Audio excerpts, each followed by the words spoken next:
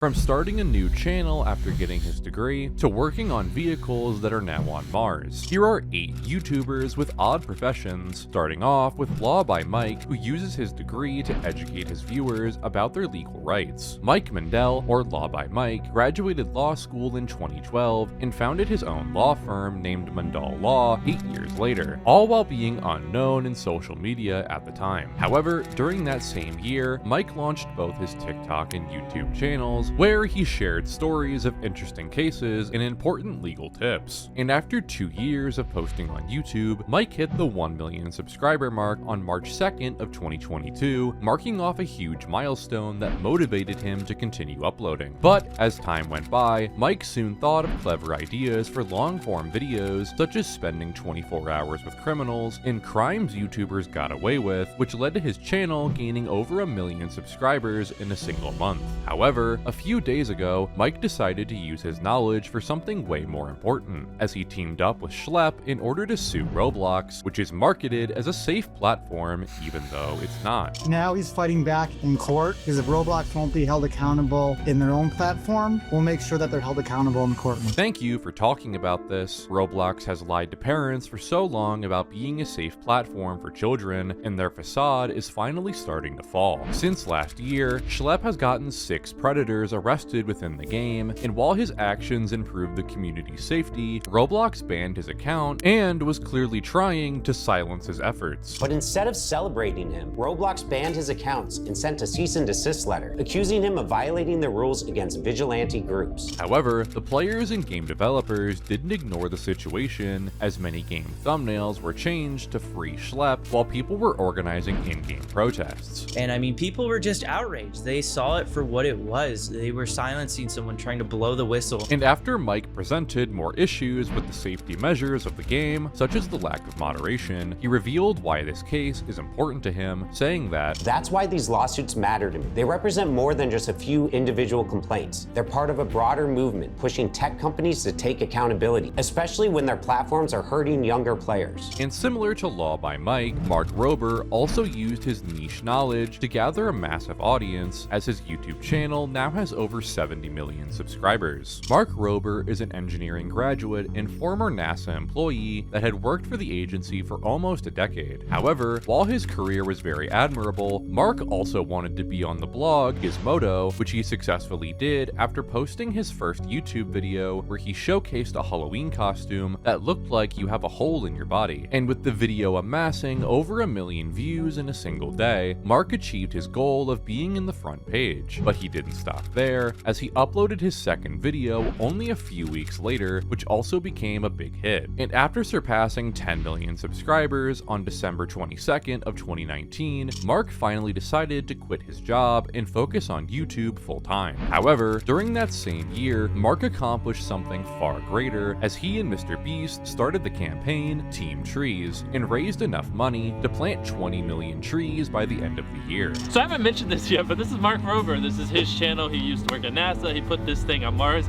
He does a lot of cool things. So he's gonna try with the drone, and we're gonna try with people. Play to your strengths. All right. And after being part of another campaign named Team C's 2 years later, Mark's YouTube channel hit 20 million subscribers exactly a decade after uploading his first video. Mark, thank you for being such an amazing person and an inspiration to YouTube and everyone around you. And just like Mark, Joe Bartolozzi is also dedicated to his other channels, as he uses his degree in philosophy to discuss interesting topics in his live streams. In late 2019, Joe launched his TikTok profile where he was uploading weird videos in which he was mostly screaming, with his first available TikTok having thousands of likes. But a few months later, Joe made another profile named Joe But Not Mad, in which he made a series called Vibe Talks, where he was talking about conspiracy theories and his thoughts on immortality. Hello everybody, and welcome back to another episode of Vibe Talks. Today we're going to be talking about immortality and whether or not I would be immortal if I had the choice. However, on June 2nd of 2020, Joe Joe launched his YouTube channel and made 3 videos similar to Vibe Talks before starting streaming on Twitch just 3 months later and posting his stream highlights instead. And while averaging around 500 viewers in his first month of streaming, Joe was mostly reacting to videos and playing multiple games until February of 2025, where he made another channel named Joe Bart Philosophy. I'm so glad we're getting a philosophy channel. I always enjoyed listening to philosophy rants and philosophy streams. W Joe. And with his first video being titled "What is the Meaning of Life?", Joe shared his thoughts on the matter, something that many viewers enjoyed. I love watching Joe when he's not screaming at chat or a game, just being real. But unlike Joe, who finished his studies while making content at the same time, DDG dropped out of college early as he wanted to become a full-time influencer. But before we get into DDG's rise to fame, don't forget to like and subscribe. DDG created his first YouTube channel, Sneak Mode Gaming, in February of 2014, where he was posting games such as Minecraft and Call of Duty, and also used his old Twitter profile to promote it. However, during that same year, DDG decided to quit his gaming channel and start a new one called Pontiac Made DDG, where he was mainly posting vlogs and prank videos with friends and family members.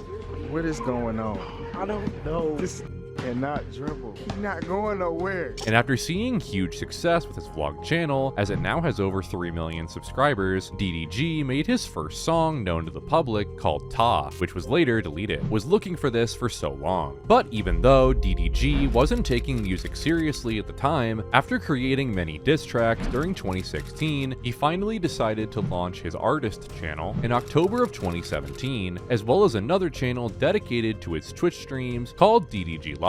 And after posting daily vlogs and working hard on his music career, DDG managed only in a few years to feature some of the most popular rappers in his songs, such as Blueface, Gunna, and NBA Youngboy. But as of lately, DDG has been focused more on music and streaming instead of the channel that really made him blow up, until he made a video on his vlog channel a few days ago talking about how he wanted to make a comeback. But, you know, I'm not against bringing some vlogs back, whether it's just some chill stuff or, you know, some type of content for y'all. I feel like I could be doing more. And while DDG didn't sacrifice any more time to complete his studies, Jeff Nippard got his bachelor's degree in biochemistry and became one of the biggest fitness influencers. Jeff launched his channel in April of 2014 and posted his first 2 videos on July 31st, where he participated in a bodybuilding competition in which he got first place. But while these early videos didn't garner any attention, Jeff quickly got the hang of it by posting workout tips, which were slowly making him a credible creator in the fitness community. However, despite his huge subscriber count and loyal fan base, Jeff was involved in a controversy along with a few other creators 2 months ago for uploading a video titled "How to Look Enhanced Without Steroids." On the left side is the questionable zone. Most people thought these guys were probably taking something. Even after I told them they swear they're 100% natty, some people still had their doubts. In the video, Jeff took the blood test results of some very controversial figures that claim to be natural athletes, while the fitness community believe that they're not and that they're lying to their audiences. All it took was years of training, and "I'm 19" should never be in the same sentence. But while the results looked perfectly fine for a natural lifter, they came back with a lot of backlash from fans who were typing ironic comments about the other creators. Guys, why would they lie about their natural status? The only thing they could gain would be money, fame, social status, brand deals, business connections, and none of the social stigma of someone on juice. But even though none of the backlash was targeted towards Jeff, he bravely took the blame for it and titled his next video addressing the controversy, where he presented how muscular someone actually can become without steroids. History, science, and common sense. And using those 3 tools, I'm gonna give my final answer to the question, how big can you get without steroids? However, the viewer's reaction was similar to last time, with most people saying that the fake natty epidemic is getting worse and worse. Jeff, you stood next to a couple guys who had made more gains in 2 years than you did in 20 years. And similar to Jeff, Bryan Johnson is also in the same field in terms of content creation, even though his beginnings didn't involve fitness at all. Bryan is a biohacker that is chronologically 48 years old, but his body tells a different tale, as he wondered if he may be the first generation to not die. And to answer his question, he put a team of 30 medical professionals together, adopted a new lifestyle, and according to him, became the most biologically measured man in the world. I think it is accurate to say I am the most healthy person in the entire world. I have the best comprehensive biomarkers of anybody on the planet. However, after launching his huge project that required tons of money and commitment in 2023, when Bryan was 45 years old, he claimed that he was in the same physical condition as an 18-year-old. And I just achieved a personal best, 0.64. That roughly means that for every 12 months that pass,